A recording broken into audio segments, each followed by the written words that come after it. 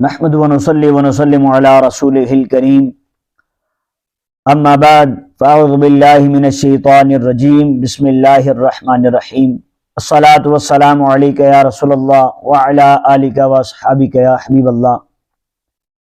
ناظرین، آپ کے سامنے ایک عجیب و غریب اور انتہائی خوبصورت واقعہ حضرت سیدنا عیسیٰ روح اللہ علی نبینا علیہ الصلوۃ والسلام کا آپ کی بارگاہ میں لے کر آیا ہوں۔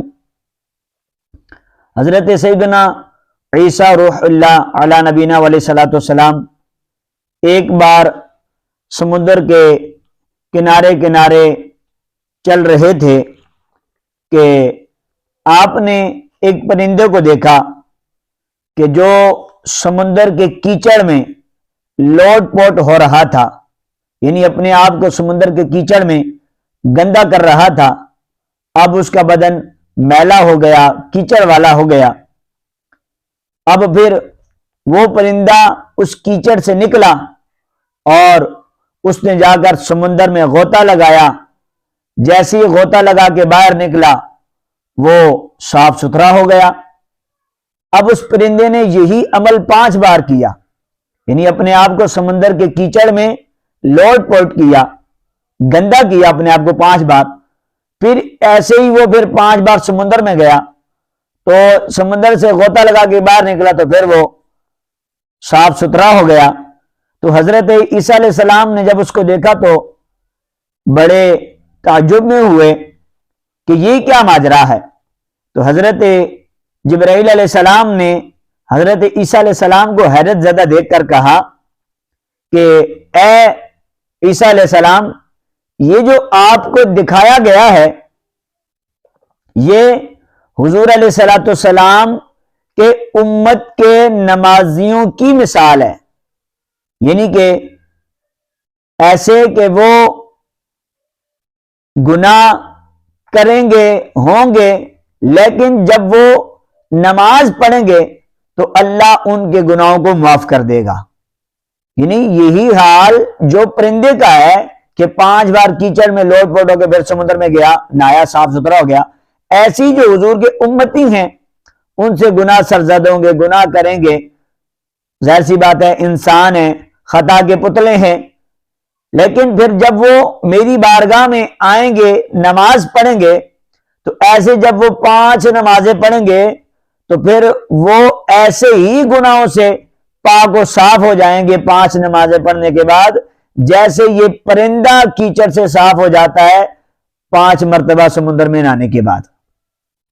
تو حضرت عیسیٰ علیہ السلام نے یہ معاملہ دیکھا تو بڑے خوش ہوئے کہ کیا بات ہے، حضور علیہ الصلوۃ والسلام کے جو امت ہے، امت کے جو گناہگار ہیں، اللہ ان کی کس کس بہانے سے کیسے کیسے ان کے گناہوں کو معاف کر کے انہیں جنت عطا فرمائے گا۔ تو یہ ہیں نماز کی برکات، کہ نماز کی برکتیں یہ ہیں کہ بندہ جب نماز پڑھتا ہے تو اس کے گناہوں کو معاف کر دیا جاتا ہے۔ یہاں پر حضرت حارث رحمۃ اللہ تعالی علیہ روایت کرتے ہیں، یہ تابعی ہیں، کہ حضرت عثمان غنی رضی اللہ تعالیٰ عنہ نے ایک دن پانی منگوایا اور پھر وضو کیا تو کہنے لگے کہ میں نے حضور علیہ الصلوۃ والسلام کو اسی طرح وضو کرتے ہوئے دیکھا ہے، اور میں نے حضور علیہ الصلوۃ والسلام کو یہ ارشاد فرماتے ہوئے بھی سنا ہے کہ جو شخص میرے اس وضو کی طرح وضو کرے پھر وہ ظہر کی نماز پڑھ لے تو اللہ پاک اس کے گناہوں کو معاف فرما دیتا ہے۔ یعنی وہ گناہ جو فجر کی نماز اور ظہر کی نماز کے درمیان میں ہوئے، پھر بندہ جب عصر کی نماز پڑھتا ہے تو اللہ عصر و ظہر کے درمیان کے گناہوں کو معاف فرما دیتا ہے۔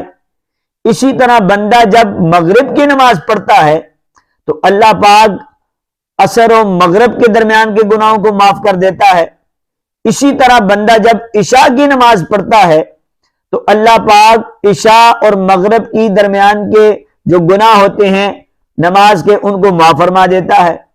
پھر کہتے ہیں کہ شاید وہ رات لیٹ کر گزارے، سو کے گزارے، لیکن وہ جب صبح اٹھ کر وضو کرتا ہے، فجر کی نماز پڑھتا ہے، تو اللہ کریم فجر اور عشاء کی نماز کے درمیان میں جتنے اس کے گناہ ہوتے ہیں اللہ اس کے ان گناہوں کو معاف فرما دیتا ہے۔ اللہ اکبر! کتنی پیاری فضیلت ہے کہ فجر کی نماز پڑھیں، پھر ظہر کی پڑھیں، ظہر کی جب پڑھیں گے فجر اور ظہر کے درمیان جو گناہ ہوں گے معاف ہو جائیں گے۔ اسی طرح جب عصر کی پڑھیں گے تو ظہر و عصر کے درمیان جو گناہ ہوئے وہ معاف ہو جائیں گے۔ ایسی جب مغرب کی نماز پڑھیں گے جو مغرب اور عصر کے درمیان ہوئے گناہ وہ معاف ہو جائیں گے۔ ایسی جب عشاء کی نماز پڑھیں گے تو عشاء اور مغرب کے درمیان جو گناہ ہوئے وہ معاف ہو جائیں گے۔ ایسی جب پھر فجر کی نماز پڑھیں گے تو فجر اور عشاء کی نماز کے درمیان جو گناہ ہوئے وہ معاف کر دیے جائیں گے۔ اللہ اکبر! کیا ہی پیاری شان ہے حضور علیہ الصلوۃ والسلام کی امت کی کہ وہ نمازیں پڑھ رہے ہیں، اللہ کریم نمازوں کی برکت سے ان کے گناہوں کو مٹا دیتا ہے۔ یاد رکھیے گا یہی وہ نیکیاں ہیں جو گناہوں کو دور کر دیتی ہیں۔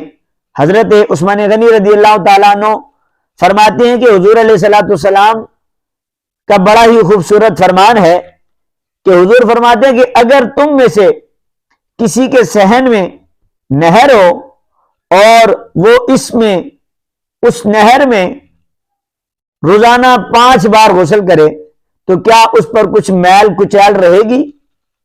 تو لوگوں نے عرض کیا جی نہیں، اس پر کوئی میل کچیل نہیں رہے گی۔ اگر وہ اپنے صحن میں اس کے نہر ہے، وہ نہر میں 5 مرتبہ روزانہ نہائے گا تو ظاہر سی بات ہے جب روزانہ 5 بار نہائے گا پانی کے اندر تو پھر اس پر کوئی میل کچیل نہیں رہے گی۔